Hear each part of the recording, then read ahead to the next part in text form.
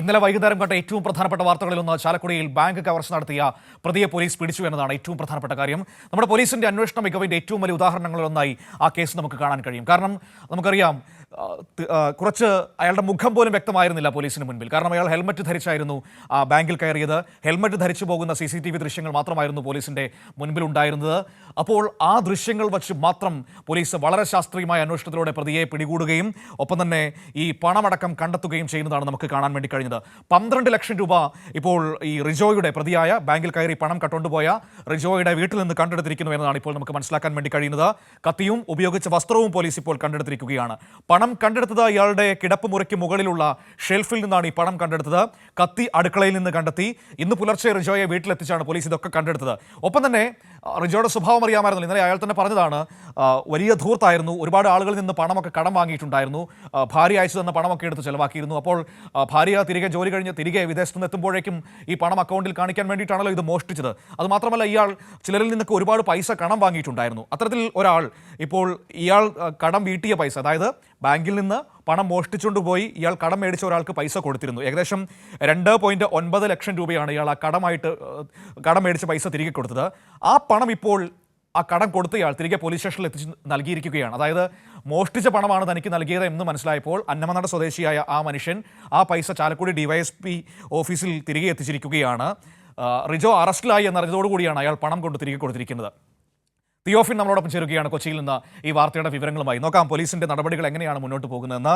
Theophin, good morning. Manu, good morning.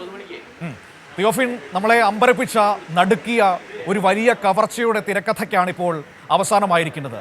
അതിലെ ആ തിരക്കഥ എഴുതിയ കൊള്ളക്കാരനെ റിജോയെ പോലീസ് പിടികൂടിയിരിക്കുകയാണ്. വളരെ സൂക്ഷ്മമായ അന്വേഷണ മികവ് എന്നുകൂടി ഈ ഘട്ടത്തിൽ പറഞ്ഞു വെക്കേണ്ടി വരും. കാരണം ഒരു CCTV ദൃശ്യം മാത്രമായിരുന്നു പോലീസിന്റെ മുൻപിലുണ്ടായിരുന്നത്. അതിൽ നിന്ന് പിടിച്ചു തുടങ്ങിയ അന്വേഷണമാണ് ഇപ്പോൾ ഈ കവർച്ചക്കാരനെ പിടികൂടുന്നതിലേക്ക് എത്തിയിരിക്കുന്നത്. ഇപ്പോൾ പണം കണ്ടെടുത്തിരിക്കുന്നു എന്നതാണ് ഏറ്റവും പ്രധാനപ്പെട്ട കാര്യം. 10 ലക്ഷം ഇന്നലെ കണ്ടെടുത്തിരുന്നു. ഇപ്പോൾ 2 ലക്ഷം കൂടി കണ്ടെടുത്തിരിക്കുകയാണ്.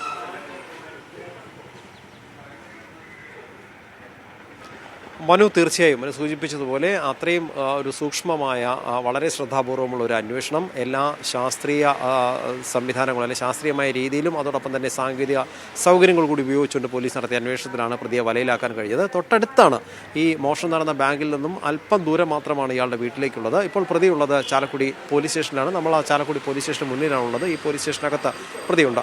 ഇന്ന് പുലർച്ചെ തിക്കും തിരക്കും ബഹളമൊന്നും ഇല്ലാത്ത സമയത്ത് തന്നെ ഈ പ്രതിയെ കൊണ്ടുപോയി വീട്ടിൽ പരിശോധന നടത്തി ബാക്കി പണവും കണ്ടെത്തിയിരുന്നു. കാരണം ഇന്നലെ 10 ലക്ഷം രൂപ പോലീസിന് കണ്ടെത്താൻ കഴിഞ്ഞിരുന്നു. അതോടൊപ്പം 2 ലക്ഷം രൂപ കൂടി ഉണ്ടായിരുന്നു. കാരണം ഈ 2 ലക്ഷം ബാക്കിയാവുന്നത് 3 ലക്ഷത്തോളം രൂപ ഇയാൾ കടം വീട്ടാൻ ഉപയോഗിച്ചു എന്ന് പറഞ്ഞിരുന്നു. അത് ഇന്നലെ തന്നെ പോലീസിനോട് പറഞ്ഞതാണ്. ഇന്നലെ വൈകിട്ട് SP മാധ്യമങ്ങളോട് പറഞ്ഞപ്പോഴും ഇക്കാര്യം വ്യക്തമാക്കിയിരുന്നു. ഈ സംഭവം അറിഞ്ഞ ഉടനെ തന്നെ ഈ പണം വാങ്ങിയ ആൾ, അതായത് ഇയാൾക്ക് നേരത്തെ പണം കടം കൊടുത്ത് ഇയാൾ ഇന്നലെ കഴിഞ്ഞ ദിവസം കടം വീട്ടിയ ആൾ, അയാൾ ഇന്നലെ രാത്രി ചാലക്കുടി DYSP ഓഫീസിൽ എത്തിച്ച് ഈ പണം തിരികെ നൽകിയിരുന്നു. കാരണം എന്തായാലും ഈ പണത്തിൻ്റെ സോഴ്സ് അല്ലെങ്കിൽ എവിടേക്ക് പോയി എന്ന് അന്വേഷിച്ച് പോലീസ് വരുമെന്ന് അയാൾക്കറിയാം. കാരണം ഇതൊരു കവർ ചെയ്യപ്പെട്ട പണമാണെന്ന് ഇത് വാങ്ങുമ്പോൾ അദ്ദേഹത്തിന് അറിയില്ലായിരുന്നു. വാർത്ത അറിഞ്ഞതുടൻ അയാളത് DYSP ഓഫീസിൽ എത്തിച്ച് തിരികെ നൽകുകയും ചെയ്തു. അന്നനാട് സ്വദേശിയാണ്. അദ്ദേഹമാണ് ഇയാൾക്ക് നേരത്തെ പണം കടം കൊടുത്തിരുന്നത്. പലയിടങ്ങളിൽ നിന്നായി പണം കടം വാങ്ങുകയും ദൂർത്ത് അടിച്ച് ജീവിക്കുകയും ചെയ്തതിലൂടെ 49 ലക്ഷം രൂപയോളം ഇയാൾ ബാധ്യത വരുത്തി വെച്ചിരുന്നു എന്നാണ് പോലീസിനോട് പറഞ്ഞത്. അരക്കോടിയോളം രൂപ, അരക്കോടിക്ക് അടുത്താണ്. കാരണം 1 ലക്ഷം മാത്രമാണ് അതിന് കുറവ്. അത്രയും ബാധ്യത ഉണ്ടായിരുന്ന ആളാണ്. ഈ ബാധ്യത തീർക്കാനാണ് ഇയാൾ കവർച്ച നടത്തിയത്. വളരെ ആസൂത്രിതമായ ഒരു നീക്കത്തിലൂടെയാണ് പോലീസ് പ്രതിയിലേക്ക് എത്തിയത്. കാരണം ഒരു CCTV ബാങ്കിനകത്തുണ്ടായിരുന്ന ഒരു CCTV ദൃശ്യം മാത്രമായിരുന്നു. എന്നാൽ ആ CCTV ദൃശ്യങ്ങൾ പിന്തുടർന്ന് പോകാവുന്ന ഒരു സാഹചര്യവും അവിടെ ഉണ്ടായിരുന്നില്ല. കാരണം എല്ലാ രീതിയിലും തന്നിലേക്ക് എത്താൻ ഉള്ള ഒരു തെളിവ് അവശേഷിപ്പിക്കാത്ത രീതിയിലായിരുന്നു ഇയാൾ ഈ കവർച്ച ആസൂത്രണം ചെയ്ത് നടപ്പിലാക്കിയത്. കാരണം ഇതിനു വേണ്ടിയുള്ള ഒരുക്കങ്ങൾ നേരത്തെ നടത്തിയിരുന്നു. ഏതാനും ദിവസം മുൻപ് ചാലക്കുടിയിൽ പള്ളി പെരുന്നാളിന് വന്ന് അവിടെ നിന്നൊരു വാഹനത്തിൻ്റെ നമ്പർ പ്ലേറ്റ് ഇയാൾ സംഘടിപ്പിച്ച് ആ നമ്പർ പ്ലേറ്റ് തൻ്റെ വാഹനത്തിൽ ഘടിപ്പിച്ചായിരുന്നു ഈ കവർച്ചയ്ക്ക് എത്തിയത്. ആ വാഹനം പോലീസ് കണ്ടെടുത്തിട്ടുണ്ട്. പോലീസ് സ്റ്റേഷനിൽ ഈ വാഹനം ഉണ്ട്. ഈ എൻടോർക്ക് എന്നൊരു വാഹനമാണ്. ഈ വാഹനം കേന്ദ്രീകരിച്ചുള്ള ഒരു അന്വേഷണമാണ് പോലീസിന് പ്രതിയിലേക്ക് എത്താൻ സഹായകമായത്. പക്ഷേ പെട്ടെന്ന് എത്താൻ കഴിയാത്ത രീതിയിൽ നമ്പർ പ്ലേറ്റ് വ്യാജമായിരുന്നത് കൊണ്ടും ഇയാൾ ഈ വാഹനത്തിൽ കവർച്ച കഴിഞ്ഞ് മടങ്ങിപ്പോകുന്ന സമയത്ത് സഞ്ചരിച്ചിരുന്നത് വേഷം മാറിയായിരുന്നു എന്നതുകൂടി മറ്റൊരു വഴിതെറ്റിക്കാനുള്ളൊരു ആസൂത്രണമായിരുന്നു. ഇതിനിടെ പ്രതി കവർച്ച നടത്തുന്ന സമയത്ത് ഹിന്ദിയിൽ സംസാരിച്ചത് അന്യ സംസ്ഥാനക്കാരൻ ആരെങ്കിലും മോഷ്ടാക്കളായിരിക്കും എന്ന ഒരു ധാരണ പോലീസിനുണ്ടാക്കാനും ഈ ബാങ്ക് ഉദ്യോഗസ്ഥർക്കും അത്തരത്തിലൊരു തെറ്റിദ്ധാരണ ഉണ്ടാക്കുന്നതിന് വേണ്ടിയായിരുന്നു. ഹിന്ദി സംസാരിച്ചിരുന്ന ഒരാളാണ് എന്നാണ് ഈ ബാങ്ക് ഉദ്യോഗസ്ഥർ പോലീസിനോട് ആദ്യം പറഞ്ഞത്.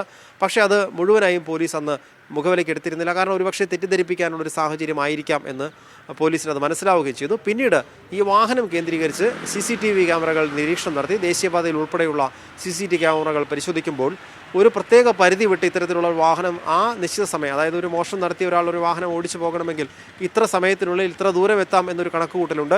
ആ ഒരു സമയപരിധിക്കുള്ളിൽ ദേശീയപാതയിൽ പരിശോധിക്കുമ്പോൾ എറണാകുളം ഭാഗത്തേക്കോ തൃശ്ശൂർ ഭാഗത്തേക്കോ ആ നിശ്ചിത സമയപരിധിക്കുള്ളിൽ അത്തരത്തിലൊരു വാഹനം കടന്നുപോയിട്ടില്ല. വ്യാജ നമ്പർ പ്ലേറ്റ് ആയിരുന്നു. അതുകൊണ്ട് വാഹനത്തിലേക്ക് എത്താൻ സമയമെടുത്തു. പക്ഷേ അപ്പോഴാണ് പോലീസിന് ഒരു കാര്യം ബോധ്യമായത്. എന്തായാലും ഇത്ര ദൂരത്തേക്ക് തെക്കോട്ടോ വടക്കോട്ടോ പോയിട്ടില്ല എന്നതുകൊണ്ട് തന്നെ ദേശീയപാതയിൽ ഒരു കൊരട്ടിക്കും കൊടകരയ്ക്കും ഇടയിലുള്ള ഭാഗത്ത് എവിടെയോ, അതായത് ചാലക്കുടിക്ക് സമീപ പ്രദേശത്ത് തന്നെ ആണ് ഈ വാഹനം ഉള്ളത്. പക്ഷേ ഉപേക്ഷിക്കപ്പെട്ട ഈ വാഹനം കണ്ടെത്തിയിട്ടുമില്ല. അങ്ങനെയാണെങ്കിൽ ഇത് പ്രതിയുടെ കയ്യിൽ തന്നെയുണ്ട്. പ്രതി ഇതുമായി വീട്ടിലേക്ക് പോയിട്ടുണ്ടാകാം. നാട്ടുകാരൻ തന്നെ ആയിരിക്കാം പ്രതി എന്ന നിഗമനത്തിലേക്ക് പോലീസ് എത്തുന്നു. അതിനുശേഷം ഈ വാഹനം സഞ്ചരിച്ചതായി കണക്കുകൂട്ടുന്നു. അതായത് വാഹനം കണ്ടെത്താൻ CCTV ദൃശ്യങ്ങളിൽ പോലീസിന് കഴിഞ്ഞു. പക്ഷേ ഓരോ തവണയും വാഹനം കാണുമ്പോൾ വേഷങ്ങൾ മാറുന്നുണ്ടായിരുന്നു. ഇയാൾ 2 ടീഷർട്ടും അതിന് മുകളിൽ ഒരു ജാക്കറ്റും ധരിച്ചായിരുന്നു കവർച്ചയ്ക്കെത്തിയത്. അതിനിടയിൽ ഹെൽമെറ്റിനുള്ളിലായി ഒരു മങ്കി ക്യാപ്പ് ഉപയോഗിച്ചിരുന്നു. കൂളിംഗ് ഗ്ലാസ് ഉൾപ്പെടെ വെച്ചിരുന്നു എന്നാണ് അറിയാൻ കഴിയുന്നത്. അങ്ങനെ നോക്കുമ്പോൾ കണ്ണോ മുഖമോ ഒന്നും കാണാത്ത രീതിയിൽ കവർച്ച നടത്തുന്നു. ഗ്ലൗസ് ഉപയോഗിച്ചിരുന്നു. വിരലടയാളം പതിഞ്ഞിരുന്നില്ല. അങ്ങനെ എല്ലാവിധ ഇയാൾ മുൻകരുതലുകളും എടുത്തുകൊണ്ടൊരു ആസൂത്രണം ചെയ്ത മോഷണമാണ്, ഒരു കവർച്ചയാണ്. ഈ കവർച്ചയ്ക്ക് മുൻപായി ഒരു 4 ദിവസം മുൻപ് പ്രതി ഈ ബാങ്കിലേക്ക് എത്തിയിരുന്നു. അന്ന് കവർച്ച നടത്താനുള്ള ഒരു പദ്ധതിയിട്ടാണ് വന്നിരുന്നത്. നേരത്തെ തന്നെ ഈ ബാങ്കിന് എതിർവശത്തായി ആണ് പോട്ട പള്ളി സ്ഥിതി ചെയ്യുന്നത്. ഈ പള്ളിയിലെത്തി ബാങ്കിന് മുന്നിൽ നിന്നുകൊണ്ട്, അതായത് പള്ളിയിൽ നിന്നുകൊണ്ട് ബാങ്ക് കാണാം. ആ ബാങ്കിൻ്റെ നിരീക്ഷണം നടത്തിയിരുന്നു. സ്ഥിരമായി സുരക്ഷാ ഉദ്യോഗസ്ഥനില്ല, സെക്യൂരിറ്റി ഇല്ല എന്ന് മനസ്സിലാക്കുന്നു. അങ്ങനെയാണ് ഇയാൾ ഉച്ച സമയത്ത് കവർച്ച ആസൂത്രണം ചെയ്യാനുള്ള ഒരു തീരുമാനത്തിലേക്ക് എത്തുന്നത്. 4 ദിവസം മുൻപ് വന്നപ്പോൾ ആ വഴിയിലൂടെ ഒരു പോലീസ് ജീപ്പ് പട്രോളിങ്ങിന് പോകുന്നത് കണ്ടതോടുകൂടി ഇയാൾ ആ ഉദ്യമത്തിൽ നിന്ന് പിന്മാറി. അതിനിടെ ബാങ്കിനകത്തുള്ള സാഹചര്യങ്ങൾ മനസ്സിലാക്കുന്നതിനായി അതാണ് അതിന്റെ ചരിത്രം എന്ന് പറയുന്നത്. തിയോഫിൻ, ഏതായാലും ഏറ്റവും പ്രധാനപ്പെട്ട കാര്യം ഈ പറയുന്ന ഏറ്റവും ആസൂത്രിതമായ രീതിയിൽ ആ കൊള്ള നടത്തിയിട്ടും അയാളെ അനായാസം ദിവസങ്ങൾക്കുള്ളിൽ തന്നെ പിടിക്കാൻ കഴിഞ്ഞുവെന്ന കേരള പോലീസിന്റെ മികവിനെ നമ്മൾ എല്ലാ തരത്തിലും അംഗീകരിച്ചേ മതിയാകും. കാരണം ആകെ ഉണ്ടായിരുന്ന CCTV ദൃശ്യങ്ങൾ മാത്രമായിരുന്നു. അതിന്റെ ചുവട് പിടിച്ച് നടത്തിയ അന്വേഷണം, നിഗമനങ്ങൾ, വിലയിരുത്തലുകളുടെ ഒക്കെ അടിസ്ഥാനത്തിലാണ് ഈ പ്രതിയിലേക്ക് പോലീസ് എത്തിയത്. ഏതായാലും പണമടക്കം കണ്ടെടുത്തുകൊണ്ടിരിക്കുകയാണ്. വിവരങ്ങളാണ് തിയോഫിൻ ഇപ്പോൾ ചാലക്കുടിയിൽ നിന്ന് നമുക്ക് നൽകിയത്.